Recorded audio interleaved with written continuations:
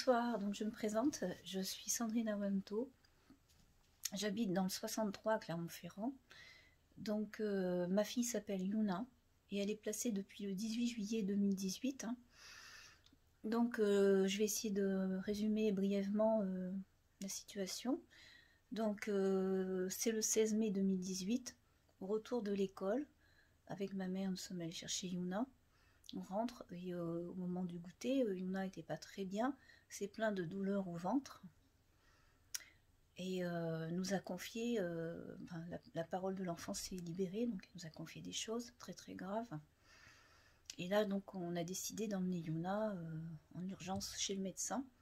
Il a ausculté et s'est aperçu que son hymen était perforé, donc on était très choqués. On a continué les soins pour Yuna. Mais par contre, moi j'ai pris la décision de la déscolariser puisqu'elle s'est plaint quand même d'une agression à l'école contre mon ex-compagnon. Donc, et d'autres personnes. Donc j'ai décidé donc, de la déscolariser pour la protéger. J'avais décidé même de la mettre en école privée comme pour mon fils. Et faut savoir aussi qu'en 2018, l'école n'était pas obligatoire. Elle n'avait que 4 ans, elle était en 2e année de maternelle. Donc c'était une décision plutôt sage. J'avais averti aussi non seulement l'école, mais aussi l'inspection académique, en expliquant bien la situation. Et puis là, subitement, le 18 juillet 2018, c'est la descente aux enfers. On était en train de regarder un dessin animé avec mes enfants l'après-midi, tranquille, à la télé. Et le matin, soi-disant qu'il y a eu un jugement. Donc j'ai même pas été convoquée à ce jugement. Ni moi, ni ma famille, ni ma fille, même pas mon avocat, j'avais un avocat à l'époque. Et l'après-midi, 4 policiers sont arrivés avec 2 assistants sociaux et ils m'ont arraché violemment ma fille de mes bras, ce qui est vraiment un choc émotionnel pour toute la famille. On est resté sous le traumatisme. Non seulement ils me l'ont arraché violemment, elle a été cognée sur le meuble, ça a été un enfer, quoi. Moi, on m'a secoué et je me suis retrouvée à moitié nue, les seins, menottée et plaquée sur le canapé. Ça a été dans des conditions horribles et atroces. Et ensuite, ils ont amené ma fille, ils ont volé aussi son carnet de santé, ce qui est complètement aberrant. Ils n'ont pas le droit de prendre un carnet de santé, c'est comme une pièce d'identité. Normalement, ils doivent en faire que des photocopies. Donc, ils sont accaparés de ce carnet de santé que ça fait 5 ans que je réclame. Que je n'ai toujours pas eu, que je n'ai toujours pas entre les mains, comme le reste des papiers administratifs, comme les dossiers administratifs, les dossiers médicaux, j'accède à rien depuis 5 ans. Donc ma fille a été placée depuis ce jour. Moi, ils m'ont amenée dans une ambulance et j'ai été internée de force pendant 1 mois et 3 jours. Donc en plus du placement illégal et abusif, on a subi aussi moi j'ai subi aussi un internement illégal et abusif. Et puis pour ajouter la cerise, on va dire, sur le gâteau, ça suffisait pas. Des violences institutionnelles à Clermont-Ferrand, incroyables, quoi. Même pas d'écoute, basée sur rien, puisque ma fille m'a été arrachée, il n'y a même pas d'enquête qui a été diligentée par qui que ce soit. Il y a sans preuve avérée, sans fondement judiciaire, sans aucun document administratif qui prouve quoi que ce soit, enfin rien. Voilà, absolument rien. Donc en plus de ça, comme on m'écoutait pas, toutes mes portes étaient fermées sur Clermont-Ferrand. Au commissariat, on ne prenait pas mes plaintes sur le viol de mon enfant. La seule que j'ai eue, c'est le 6 novembre 2020 à la gendarmerie de Thiers. Et la constitution en partie civile le 8 mars 2021. Mais bon, il faut savoir qu'en décembre, on m'envoie une convocation du jour au lendemain, sans motif non plus, donc c'est très grave, le 30 décembre, pour le 31, je sais plus, pour le lendemain, quoi, à 9h. Je suis pas obligée d'être disponible, en fait, et puis là, au mois de janvier, on me met en examen pour avoir dénoncé le viol de ma fille dans une vidéo, tout simplement, alors que c'était dans le seul but d'alerter et de la protéger.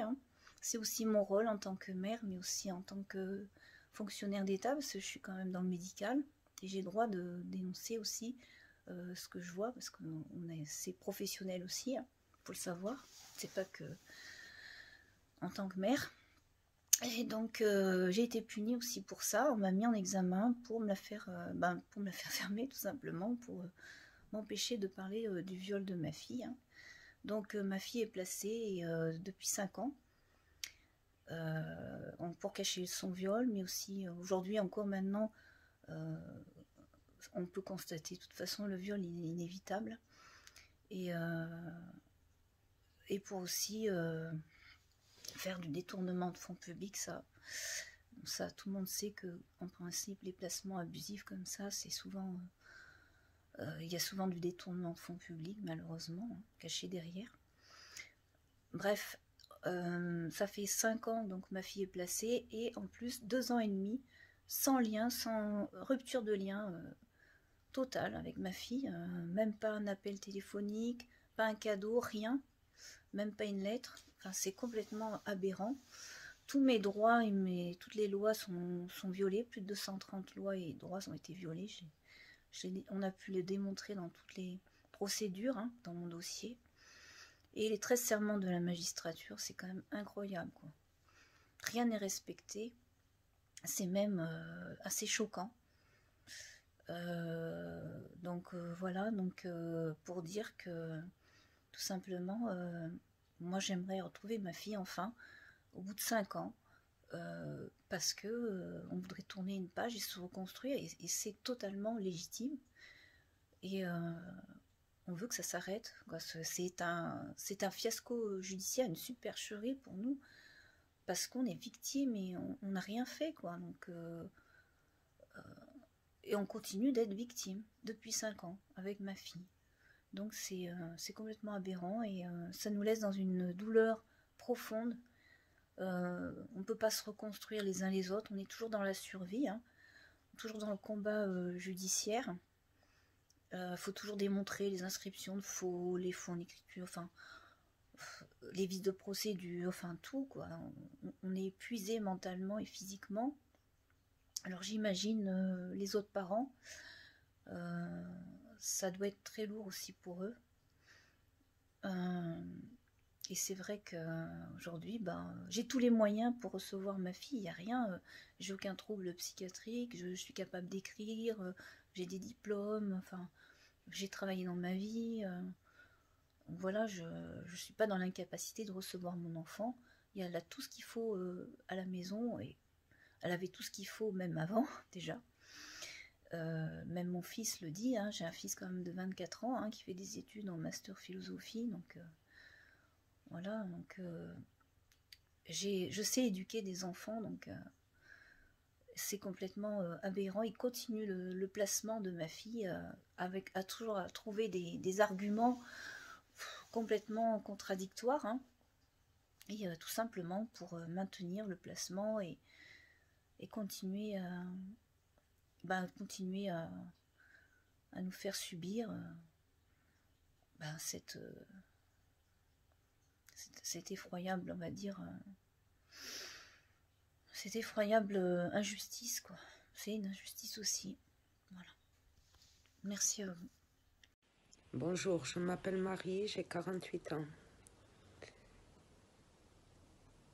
J'ai été placée pendant mon enfance par la DAS. Je comprends pas trop pourquoi, parce que en plus, j'étais bien chez ma mère, enfin j'en ai des bons souvenirs. Hein. Un jour, une voiture est venue nous chercher, à ma soeur et à mon frère et moi.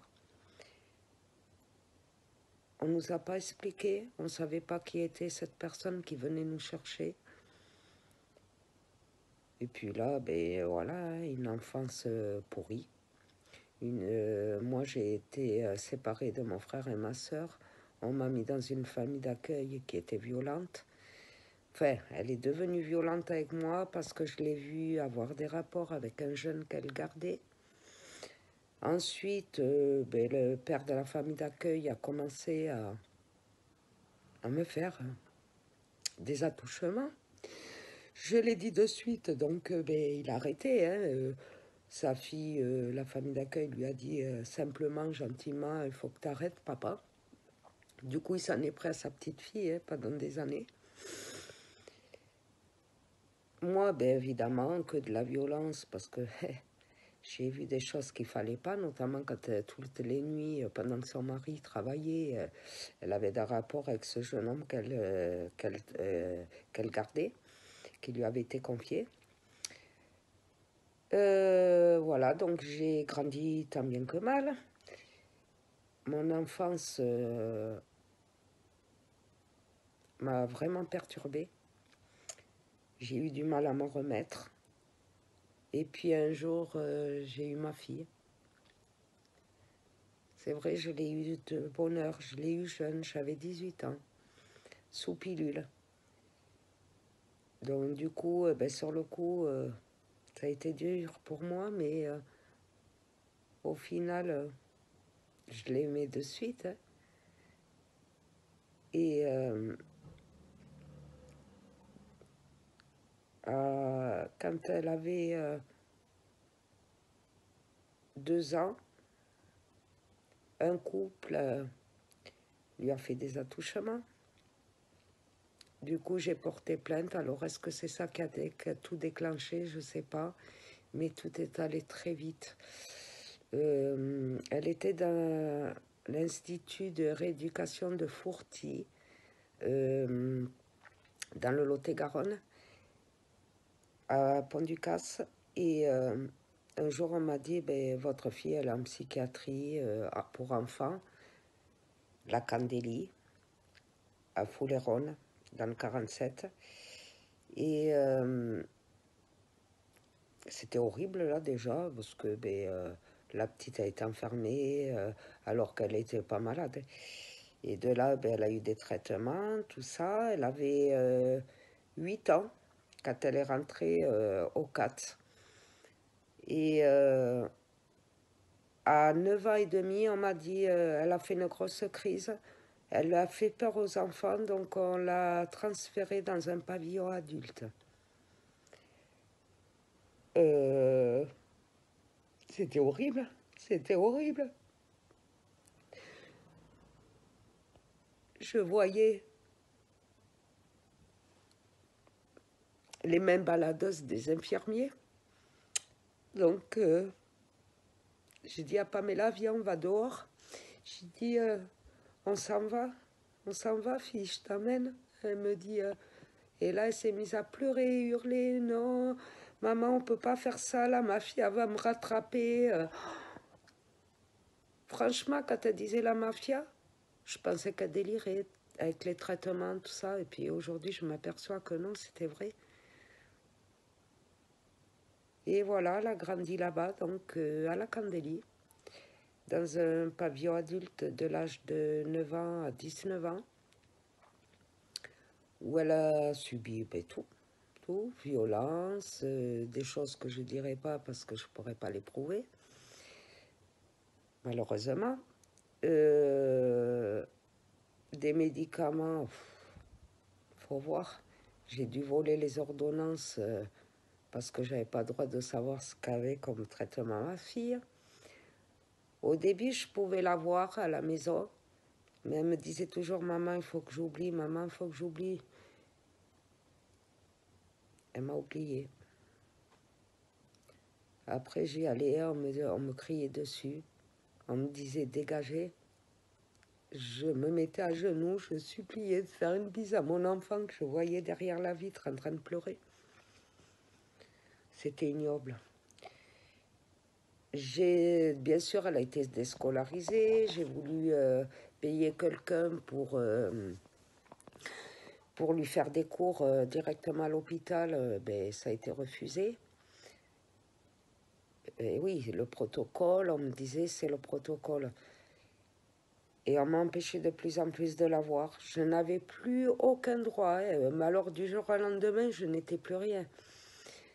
Même le dossier médical, on ne me l'a pas donné. On m'a dit qu'il fallait que je me justifie, comme c'est qu'ils ne savaient pas que j'étais la mère.